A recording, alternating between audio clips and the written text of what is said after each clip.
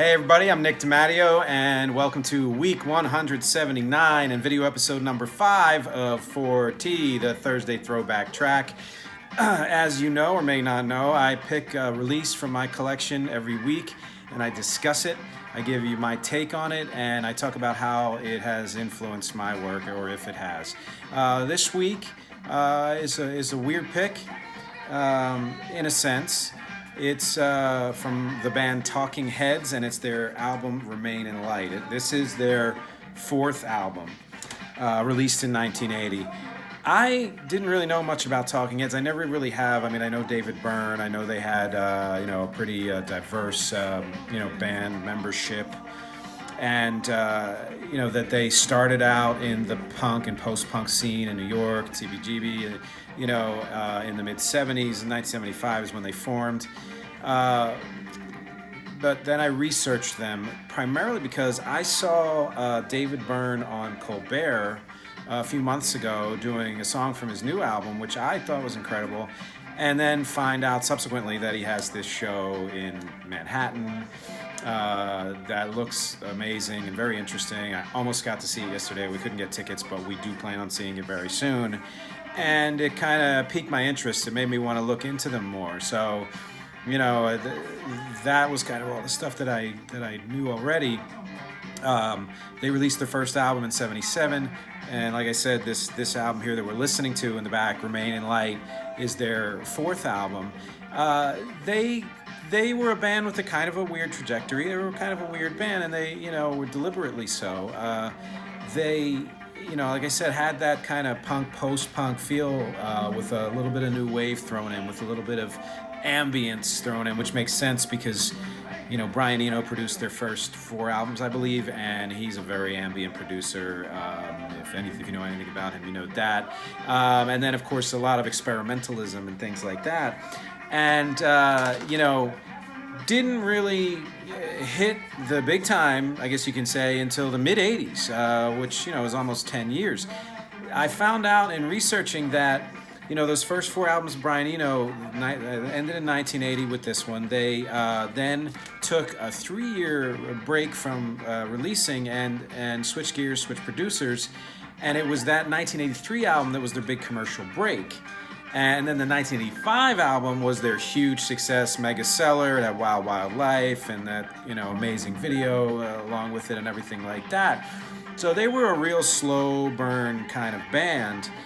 They really only had one single or one well-known song from all of their first 5 albums. I mean, bigger fans would know more of the songs, and there were maybe a couple secondary singles here and there, but really it wasn't like any of their albums hit a giant mark until later on. And it was, it's because they were what they were. They were ahead of the curve. They were completely off the curve. They probably didn't give a damn about the curve at all. And, a band like that, if it doesn't always hit, but when it does, it really sticks. And if there's one thing David Byrne knows, it's how to make things stick. He can take all these weird influences and elements and eclectic, influences and elements, and put them together in a way that really makes them stick. His, the Talking Heads has this reputation for being like that, and yet I guarantee you everybody knows at least one Talking Heads song, and has a favorite. My favorite being the, opening track, the second side of this album, Once in a Lifetime, and is kind of a perfect example of what they do best, which is they take all of those elements of kind of, post-punk, new wave, ambient, and, world music and an eclectic weird mix, and they put it in a package that's hooky and funky and, easy to digest. And yet because of its depth and its organic nature, it bears repeated listening, and that's why it lasts. And, I've always said that it doesn't matter what music is, if it's organic, it's gonna last. If it's good organic music, it's gonna last. And this is something that Talking Heads did well. And anybody who knows me, which I don't think are many of you, but I may have said this, and I have said this in one of my, previous posts. I have a soft spot for music that was produced between, let's say, 1977, 78, up until 1982, 3, 4, somewhere in there.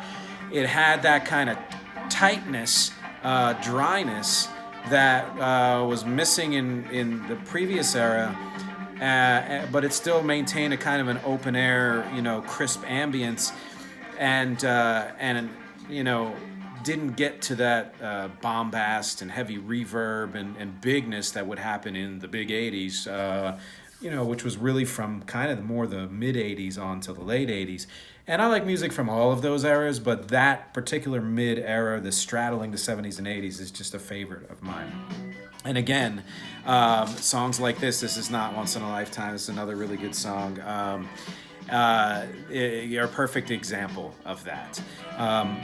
And since Talking Heads was always kind of a left field band for me, I don't know that they fully influenced a lot of what I do, but they did in a sense, and that is their ability, and I'm reading my notes, to combine things, all of the elements that I mentioned, and yet do it in a way that is, hooky and tight and beat driven, and all the while singing about existentialism or some deep topic or some deep thing of a relationship or life in general, is something that I have returned to time and time again. A lot of my lyrics have to do with deeper, heavier topics, however you want to call them. I don't know what a good word would be, and yet I try to package them in ways that are easily digestible. Not because I'm trying to forced digestion, because I love music like that in the way that I love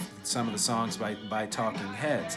And when I put a song together that way, I add these kind of quirky underlying elements to them. I flesh out the production in that way so that, my hope is, first listen, you like it, but it bears repeated listening. And the more you like it, the more you hear, the deeper it gets into you, and the more you appreciate what you hear. A lot of examples of that in my catalog. The most recent one, I think, is a song that I just re-released on SoundCloud. It's going to be on one of my upcoming EPs. And I did new lyrics, new remixing and remastering called Make Me Mic My Mouth. I urge you, as always, to click the link and listen to the song.